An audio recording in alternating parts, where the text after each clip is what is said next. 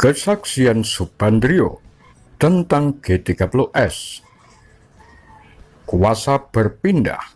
Peran mahasiswa Boneka Soeharto.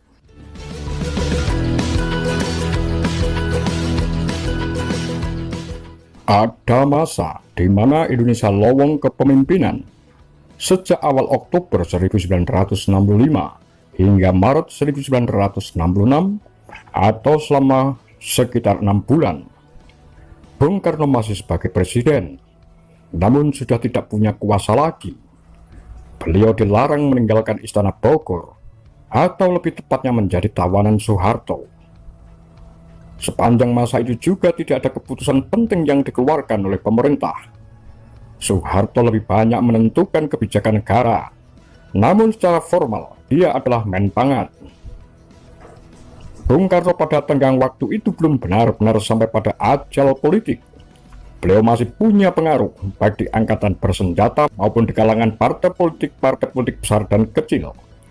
Umumnya para pimpinan parpol mendukung Angkatan Darat untuk membasmi PKI. Namun mereka juga mendukung Bung Karno yang berupaya memulihkan wibawa, walaupun Bung Karno akrab dengan PKI. Sepintas tampak ada dualisme sikap para pimpinan parpol. Di satu sisi anti PKI, di sisi lain mendukung Bung Karno. Sedangkan di angkatan bersenjata, umumnya juga menentang PKI, namun sebagian mendukung Bung Karno. Sebagaimana umumnya menghadapi masa transisi, sebagian perwira merasa khawatir tentang posisi mereka. Mereka tidak tahu apa yang akan terjadi jika Soeharto menjadi pemimpin kelak. Di sisi lain, proses kudeta merangkak belum berakhir. Manuver Soeharto merebut kekuasaan tertinggi ada 4 tahap. Pertama, menyingkirkan saingan beratnya sesama perwira tinggi. Kedua, menghabisi PKI, partai besar yang akrab dengan Bung Karno. Ketiga, melumpuhkan para menteri pembantu presiden. Yang terakhir, melumpuhkan Bung Karno.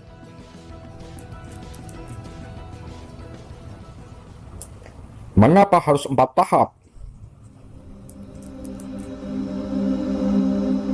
Jawabannya adalah bahwa sebelum G30S, Soeharto bukan perwira yang diperhitungkan. Karena selain pangkatnya masih mayor jenderal, ia juga pernah memiliki cacat saat menyelundupkan barang di Jawa Tengah, sehingga untuk mencapai pimpinan puncak ia harus melewati proses panjang. Sampai di sini sudah 2 tahap tercapai. Para jenderal saingannya sudah dihabisi dan PKI sudah digempur. Kendati demikian, Bung Karno masih juga punya pengaruh. Selain itu, para menteri juga masih ada walaupun sudah tidak berfungsi. Untuk mengimbangi, lebih tepat melumpuhkan sisa-sisa kekuatan Bung Karno, Soeharto mengerahkan mahasiswa. Pada akhir Oktober 1965, di rumah Brigadir Jenderal Sarif Tayib, atas perintah Soeharto, dibentuk KAMI, Kesatuan Aksi Mahasiswa Indonesia. Sejak itu, demo mahasiswa didukung oleh tentara terus bergerak mengkritik Presiden Soekarno. Saat itulah muncul slogan Tritura, 3 tuntutan rakyat: bubarkan PKI, bersihkan anggota kabinet dari unsur-unsur PKI, dan turunkan harga kebutuhan pokok. Bung Karno yang masih menjabat sebagai presiden lantas membubarkan KAMI. Tetapi setelah KAMI bubar, muncul kelompok sejenis berganti nama menjadi KAPI, Kesatuan Aksi Pemuda dan Pelajar Indonesia. Tujuannya tetap sama, berdemo mengkritik Presiden Soekarno. Dan karena demo itu didukung oleh tentara, tentu saja para pemuda dan mahasiswa berani. Ini yang kemudian disebut kelompok pemuda Angkatan 66, kelompok yang diprakarsai oleh Soeharto. Sementara itu harga kebutuhan pokok rakyat melambung tinggi. Subandrio tahu persis melonjaknya harga itu terjadi karena rekayasa Soeharto. Tepatnya, Soeharto dibantu oleh 2 pengusaha Cina, Lim Sileong dan Bob Hasan. Itu dilakukan di tenggang waktu antara Oktober 1965 sampai Maret 1966. Akibatnya, inflasi melambung sampai 600%, defisit anggaran belanja negara semakin parah sampai 300%.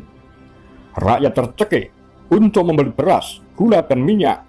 Orang harus antri. Inilah operasi intelijen yang sukses melumpuhkan ekonomi negara. Tentang hubungan bisnis Soeharto dengan Lim Siliong dan Bob Hasan di Jawa Tengah, yang paling tahu adalah Mayor Jenderal Pranoto.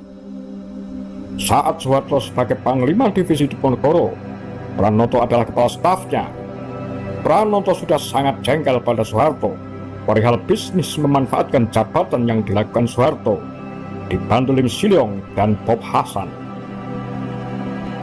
Sangat mungkin ulah Soeharto dan Lim Siliong menyelundupkan barang dulu dibongkar oleh Pranoto, sehingga akhirnya diketahui Menpangat Yani. Sampai-sampai Yani menempeleng Soeharto. Jadi tindakan Soeharto menjegal Pranoto yang diangkat oleh Presiden Soekarno menjadi caretaker Menpangat 1 Oktober 1965 bukan semata-mata perebutan jabatan dengan cara kotor, tetapi juga ada faktor dendam pribadinya. Sementara gerakan mahasiswa menuntut pemerintah semakin gencar.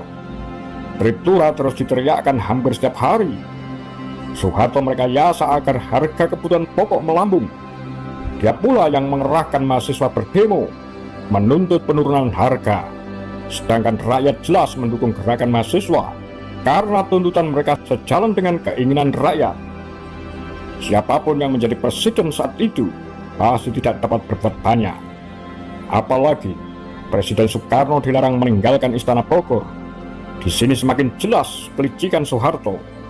Cara Soeharto menjatuhkan Soekarno benar-benar efektif, walaupun di mata rakyat saat itu tidak kelihatan.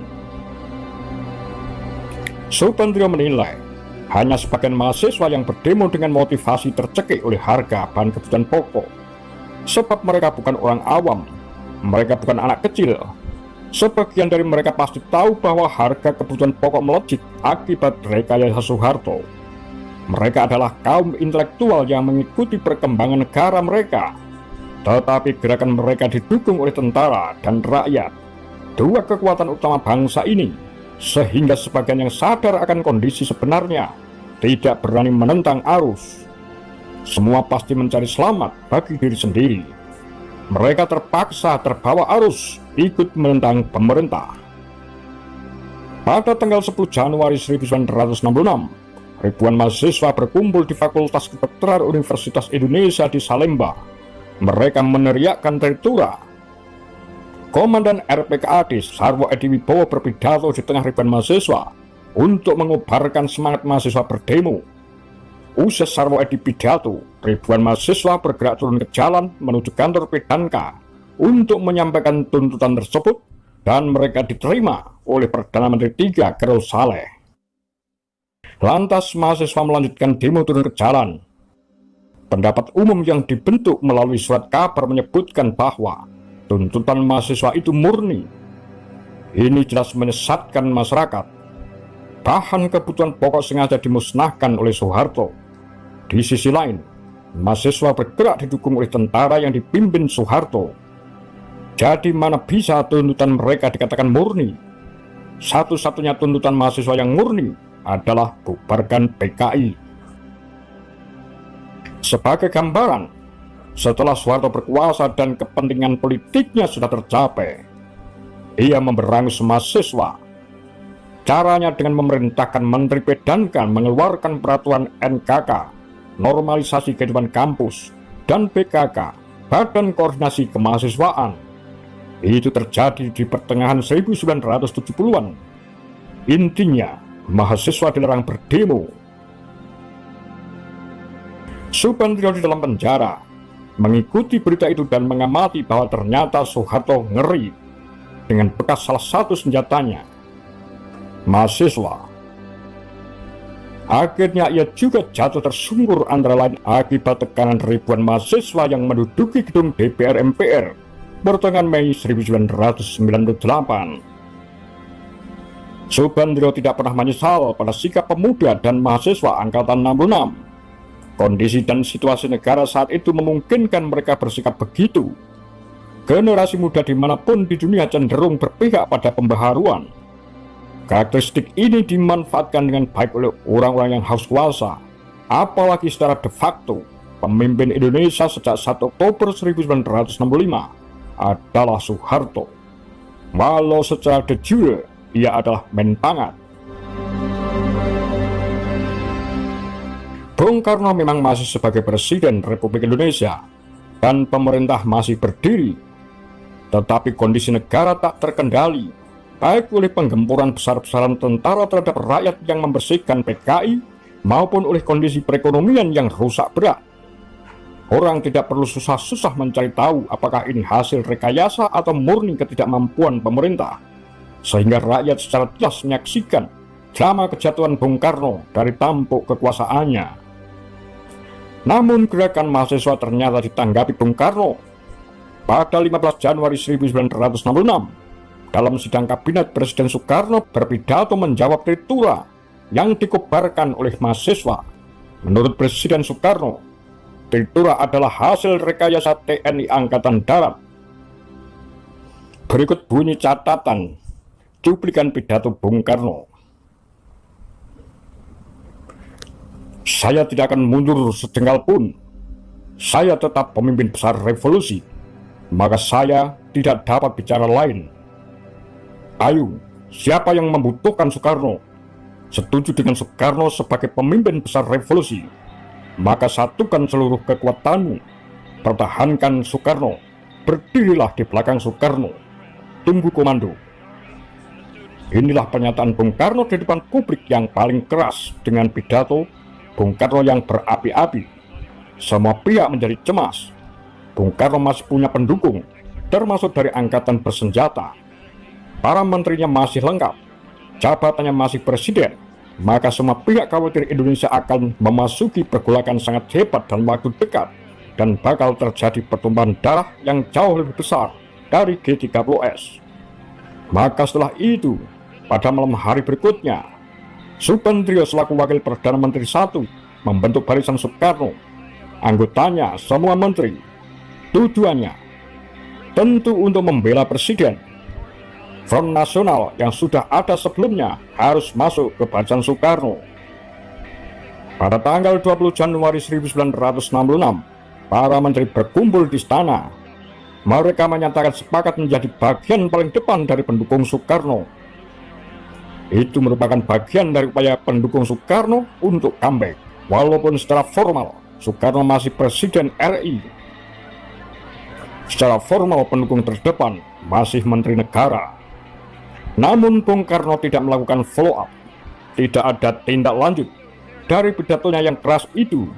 Tidak ada perintah apapun, meski ia tahu pendukungnya sudah siap membela. Para pendukungnya pun tidak bergerak, sebab dalam pidatonya Bung Karno antara lain menyerukan, tunggu komando. Seruan ini ditaati para pendukungnya, dan komando ternyata tidak juga kunjung datang. Seandainya komando benar-benar diserukan, kita tidak bisa membayangkan bagaimana jadinya Indonesia. Demikian Kura-Kura Tagar Lambe Sundel.